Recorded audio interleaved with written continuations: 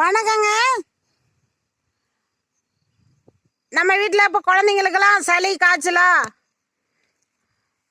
அதுக்கு ஒரே நிவாரணம் நம்ம கிராமத்தில் எல்லா வீடுகள்லையுமே இருக்கும் இந்த கற்பூரவள்ளி இலை. இது அரிய வகை மூலிகைங்க.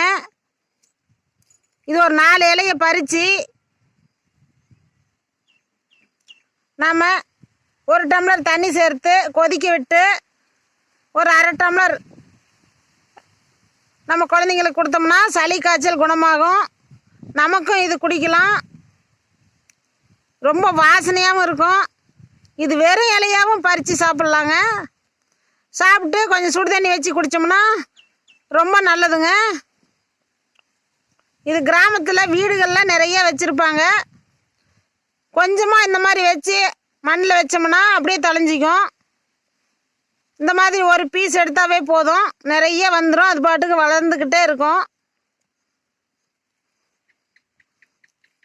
இதை நீங்கள் கஷாயம் வச்சு குடிச்சு பாருங்க. கற்பூரவள்ளி.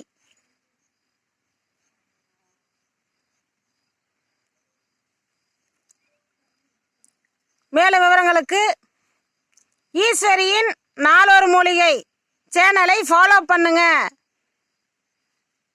நாங்கள் நிறைய வீடியோ போட போகிறோம். உங்களுக்கு உடனே வந்து சேருங்க.